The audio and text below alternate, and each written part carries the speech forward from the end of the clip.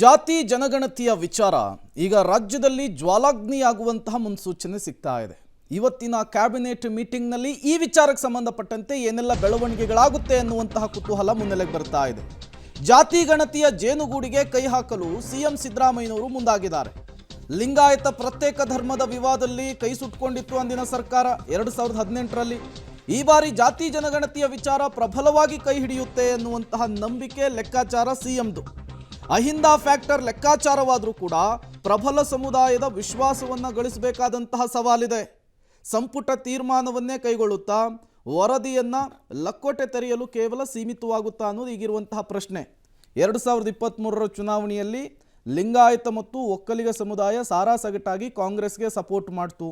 ಅದರ ಪರಿಣಾಮವೇ 136 ಸೀಟನ್ನು ಗೆಲ್ಲೋದಕ್ಕೆ ಕಾಂಗ್ರೆಸ್ ಹೆಲ್ಪ್ ಆಯಿತು. ಇಂತಹ ಸಂದರ್ಭದಲ್ಲಿ ಎರಡು ಪ್ರಬಲ ಸಮುದಾಯವನ್ನು ಎದುರು ಹಾಕ್ಕೊಂಡು ಸಿಎಂ ಸಿದ್ದರಾಮಯ್ಯನವರು ಜಾತಿ ಜನಗಣತಿಯನ್ನು ವರದಿಯನ್ನು ಜಾರಿಗೆ ತರೋದಕ್ಕೆ ಮುಂದಾಗ್ತಾರಾ ಅನ್ನೋದು ಈಗಿರುವಂತಹ ಪ್ರಶ್ನೆ.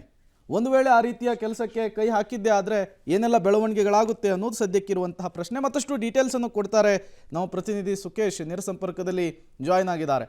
ಸುಕೇಶ್, ಇವತ್ತಿನ ಕ್ಯಾಬಿನೆಟ್ ಮೀಟಿಂಗ್ ತುಂಬ ಕುತೂಹಲಕ್ಕೆ ಕಾರಣವಾಗ್ತಾ ಇದೆ. 2023ರ ಚುನಾವಣೆಯಲ್ಲಿ ಲಿಂಗಾಯತ ಸಮುದಾಯ ಒಕ್ಕಲಿಗ ಸಮುದಾಯ ಸಾರಾಸಗಟಾಗಿ ಕಾಂಗ್ರೆಸ್ ಪರವಾಗಿ ನಿಂತಿತ್ತು. ಇಂತಹ ಸಂದರ್ಭದಲ್ಲಿ ಸಿಎಂ ಸಿದ್ದರಾಮಯ್ಯನವರು ಈ ಜಾತಿ ಜನಗಣತಿ ವರದಿಯನ್ನು ಜಾರಿಗೆ ತರೋಕೆ ಮುಂದಾಗಿದ್ದೇ ಆದರೆ ಆ ಎರಡು ಸಮುದಾಯದ ವಿರೋಧವನ್ನು ಎದುರಿಸಬೇಕಾಗುತ್ತೆ. ಅದು ಸಿಎಂ ಸಿದ್ದರಾಮಯ್ಯನವ್ರಿಗೂ ಕೂಡ ಗೊತ್ತಿರುತ್ತೆ. ಹಾಗಿದ್ದೂ ಕೂಡ ಈ ರೀತಿಯ ಒಂದು ರಿಸ್ಕ್ ತೆಗೆದುಕೊಳ್ಳುವಂತಹ ಸಾಧ್ಯತೆ ಎಷ್ಟರ ಮಟ್ಟಿಗಿರುತ್ತೆ ಅಂತ? ಪ್ರೇಮ್, ಪ್ರಮುಖವಾಗಿ ಇವತ್ತಿನ ಸಚಿವ ಸಂಪುಟ ಸಭೆಯಲ್ಲಿ ಜಾತಿ ಜನಗಣತಿಯ ವಿಚಾರಕ್ಕೆ ಸಂಬಂಧಪಟ್ಟಂತೆ ಕೈಗೊಳ್ಳಬಹುದಾದ ತೀರ್ಮಾನ ಅಥವಾ ನಿರ್ಧಾರ ಏನು ಅನ್ನುವಂಥದ್ದು ಪ್ರಶ್ನೆ. ಕೇವಲ ಲಕೋಟೆಯನ್ನು ತೆಗೆಯುವಂಥ ಕೆಲಸ ಆಗುತ್ತಾ, ಅಥವಾ ಅದರ ಬಗ್ಗೆ ವಿಸ್ತೃತವಾದ ಚರ್ಚೆಗೆ ಅವಕಾಶ ಸಿಗುತ್ತಾ, ಅಥವಾ ಅದರ ಪ್ರಮುಖ ಅಂಶಗಳನ್ನು ನೋಡಿ ಅದರ ಮೇಲೆ ಒಂದು ತೀರ್ಮಾನ ಮಾಡೋಣ ಅಂತ ತೀರ್ಮಾನಕ್ಕೆ ಬಂದು ಅದಕ್ಕೆ ಪ್ರತ್ಯೇಕವಾಗಿ ಸಮಿತಿ ರಚಿಸುವಂಥದ್ದು ಅಥವಾ ಕಮಿಟಿ ಮಾಡುವಂಥದ್ದು, ಅದರ ಬಗ್ಗೆ ಅಧ್ಯಯನ ಮಾಡುವಂಥದ್ದು, ಸರಿತಪ್ಪುಗಳನ್ನ ಸಂಗ್ರಹಿಸುವಂಥದ್ದು, ಹೀಗೆ ಬೇರೆ ಬೇರೆ ಏನೇನು ಅವಕಾಶಗಳಿದೆ ಅನ್ನುವಂಥದ್ದು ಪ್ರಶ್ನೆ.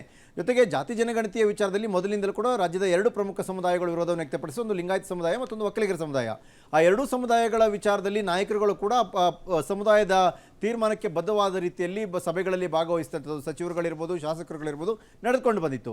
ಇವತ್ತಿನ ಕ್ಯಾಬಿನೆಟ್ನಲ್ಲಿ ಆ ಸಮುದಾಯಕ್ಕೆ ಸೇರಿದಂಥ ಸಚಿವರುಗಳ ಅಭಿಪ್ರಾಯವನ್ನು ಏನು ವ್ಯಕ್ತಪಡಿಸ್ತಾರೆ, ಅದಕ್ಕೆ ಮುಖ್ಯಮಂತ್ರಿಗಳು ಕೊಡಬಹುದಾದಂಥ ಸಮಜಾಯಿಷಿ ಏನು, ಅಥವಾ ಮುಖ್ಯಮಂತ್ರಿಗಳನ್ನ ಅವರು ಕನ್ವಿನ್ಸ್ ಮಾಡಿದ್ರೆ ಈ ಒಂದು ಎರಡು ಸಮುದಾಯದ ಗೊಂದಲಕ್ಕೆ ಪರಿಹಾರ ಏನು, ಇದೆಲ್ಲದರ ಬಗ್ಗೆ ಕೂಡ ಚರ್ಚೆ ಆಗುತ್ತೆ ಇವತ್ತು ಅನ್ನುವಂಥದ್ದು ಪ್ರಶ್ನೆ. ಹಾಗೇನಾದರೂ ತೀರಾ ಗೊಂದಲ ಇದೆ ಅನಿಸಿದ್ರೆ ಅದಕ್ಕೆ ಪರ್ಯಾಯವಾಗಿ ಏನು ಮಾಡ್ಬೋದು, ಆ ನಂತರ ಅದನ್ನು ಜಾರಿ ಮಾಡ್ಬೋದು ಅನ್ನೋದ್ರ ಬಗ್ಗೆಯೂ ಕೂಡ ಇವತ್ತಿನ ಸಭೆಯಲ್ಲಿ ತೀರ್ಮಾನ ಆಗುವಂಥ ಸಾಧ್ಯತೆ ಇದೆ. ಹಾಗೆ ಇವತ್ತಿನ ಕ್ಯಾಬಿನೆಟ್ ಸಭೆಯಲ್ಲಿ ಇಡೀ ವರದಿಯನ್ನು ಅಂಗೀಕರಿಸ್ತಾರೆ ಅನ್ನುವಂತ ಹೇಳಲಿಕ್ಕೆ ಸಾಧ್ಯ ಇಲ್ಲ. ಬಹುಶಃ ಇದ್ರ ಬಗ್ಗೆ ಒಂದು ದೊಡ್ಡ ಮಟ್ಟಿನ ಚರ್ಚೆಗೆ ಇದು ವೇದಿಕೆ ಆಗುವಂಥ ಸಾಧ್ಯತೆಯೇ ಹೆಚ್ಚಿದ್ದಂತೆ ಕಾಣಿಸ್ತಾ ಇದೆ.